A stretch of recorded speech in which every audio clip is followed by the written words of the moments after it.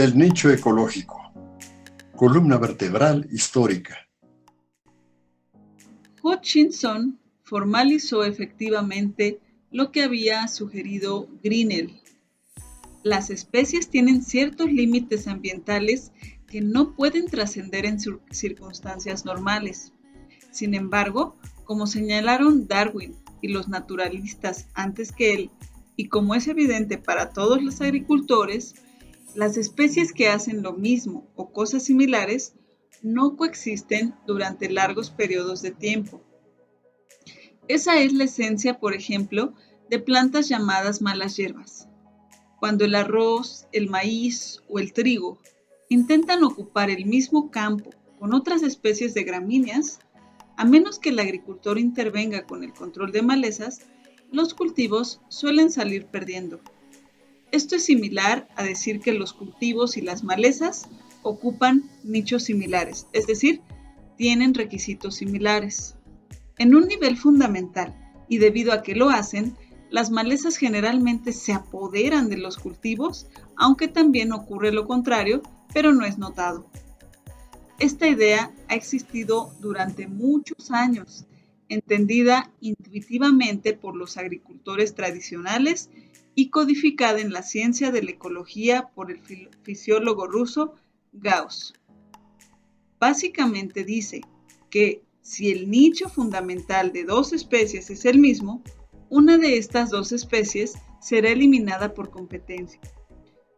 Por lo general, se le conoce como el principio de exclusión competitiva o simplemente el principio de Gauss. Y ciertamente es intuitivamente obvio, al menos en su extremo. Sin embargo, Hutchinson elaboró la idea del nicho en un contexto más amplio y señaló que el nicho fundamental de una especie no es donde realmente se encuentra la especie. Los osos polares podrían vivir en el Amazonas, pero no es así. Las cucarachas alemanas podrían vivir en las selvas tropicales de Puerto Rico, pero no es así.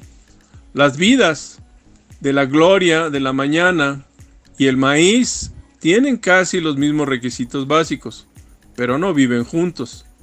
A menos que los agricultores corten las vides repetidamente.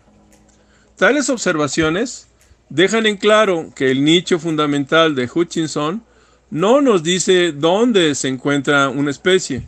Más bien, las ideas de Elton deben entrar en la ecuación, es decir, deben tenerse en cuenta las interacciones de las especies entre sí, incluidas las transformaciones que inducen en otros aspectos del medio.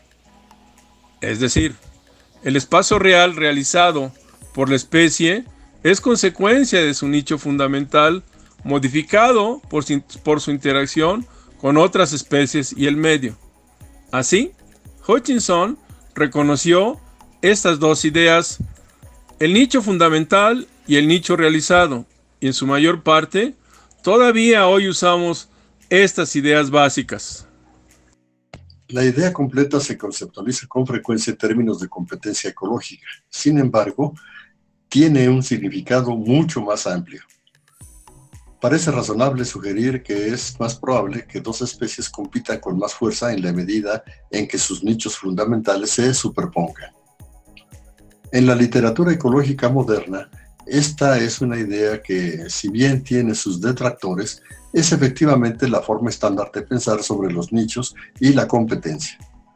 El grado en el que los nichos fundamentales de dos especies se superponen es proporcional a la intensidad de la competencia que ejercen entre sí. Ampliando un poco más nuestro ejemplo original, notamos las diferencias entre el nicho fundamental y el nicho realizado a través de la competencia entre dos peces de estuario, en la figura 15.2. Una complicación adicional, claramente reconocida por Hutchinson, pero rara vez enfatizada, es la amplia forma en que Elton pensaba sobre los organismos que se afectan no solo entre sí, sino también al ambiente en el que viven. Es una perspectiva que se ha reconocido desde hace mucho tiempo. Por ejemplo, la idea está implícita en la famosa observación de Darwin de que las plantas tienen como parte de su nicho, nunca usó la palabra en sí, las abejas deben polinizarlas y que las abejas tienden a anidar en nidos de ratones abandonados. Pero fue aún más lejos al señalar, el número de ratones depende en gran medida en el número de gatos. Por eso, la presencia de un animal felino en grandes cantidades en un distrito podría determinar a través de la intervención primero de ratones, luego de abejas, la frecuencia de ciertas flores de un distrito. Clemens, una gran influencia en la ecología de Estados Unidos a principios del siglo XX, señaló: por reacción, se entiende el efecto que ejerce una planta o una comunidad sobre su hábitat. Es completamente distinto de la respuesta de la planta o comunidad, es decir, su ajuste y adaptación al hábitat. En resumen, el hábitat hace que la planta funcione y crezca, y la planta luego reacciona sobre el hábitat, cambiando uno o más de sus factores en un grado decisivo o apreciable. Clemens, 1928. 50 años después, el botánico John Harper declaró: una planta puede influir en sus vecinos cambiando su medio.